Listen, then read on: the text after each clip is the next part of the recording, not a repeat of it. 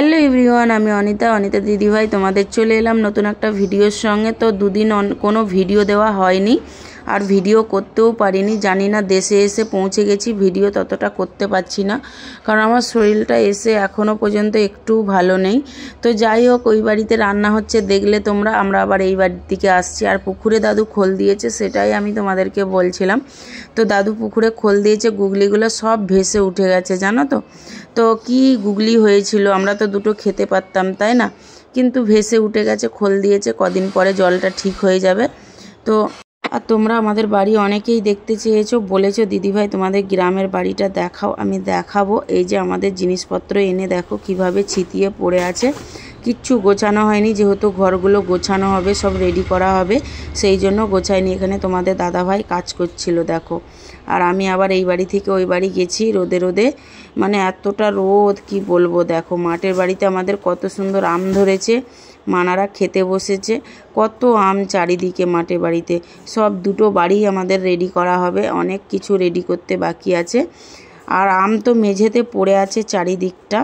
আর এই যেখানে দেখো আমাদের একদম মানে ওই মাঠের বাড়ির সঙ্গে ধান একদম মিশে আছে। তো আমাদের তো ভয় করে, মাঝে মাঝে টেনশন হয় কিছু না বাড়িতে ঢুকে পড়ে, তোমরা তো জানোই কিসের কথা বলছি। তো যাই হোক, ওখান থেকে আবার বাড়ি চলে এসেছিলাম, তারপর আর কোনো ভিডিও নিইনি। আবার এই বাড়ি থেকে ওই বাড়ি যাচ্ছি, মাঠের বাড়ি। সে কি খাচ্ছ, কি শরীর খারাপ? তো গাড়িতে এসে এসে তো তোমার শরীর খারাপ হচ্ছে। কুলের আচার আমার জন্যই রেখেছিল স্পেশাল করে, তা খাবো না, আমি আসবো বলে রেখে দিয়েছিল। দুদিন পরে খেতে পারি। কি করতে বসেছ? দাদির জন্য গিফট এনেছি। কি গিফট দাও, কি জিজ্ঞেস করছো? থালা এনে দিয়েছি একটা, ভাত খাওয়ার জন্য।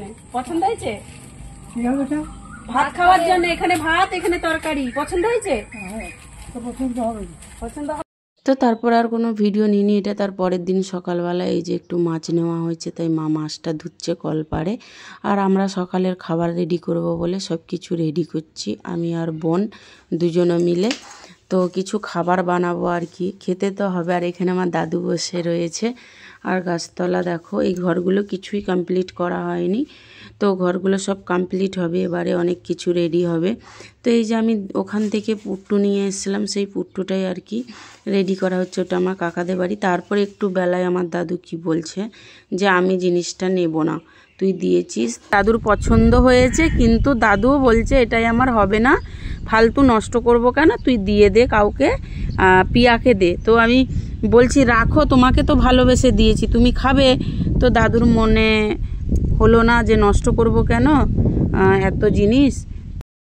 দেখতে পাচ্ছ তোমরা কিছু, আমি অবাক, বাচ্চা কোলে করিয়ে রাখলেই ওকে যেন ভালো। দেখো ওখান থেকে নিয়ে চলে আসছে একটা ভাইয়ের আর কি ছেলে, দেখো উঠে আগে ওদের বাচ্চাকে কোলে নিয়ে এসছে। তাহলে ভাবো, এই সোনা এলে বাবা, কে রে বাবা, এটা কে বাবা, এটা কে?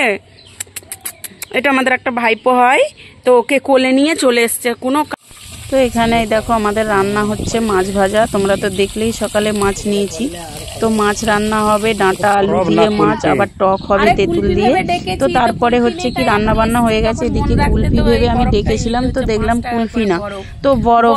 তো কি করব, ডেকেছি যখন ওনার মনটা খারাপ হবে না, তার জন্য আবার বরফ নিয়ে নিলাম। সবাই খেলো বিট নুন দিয়ে, বেশ বলছে ভালোই লাগছে। তো জানি না, আমি খাইনি। তো এসেছে যেহেতু ওনার মনটা খারাপ হবে না না নিলে, তো ওই জন্য নিয়ে নিলাম।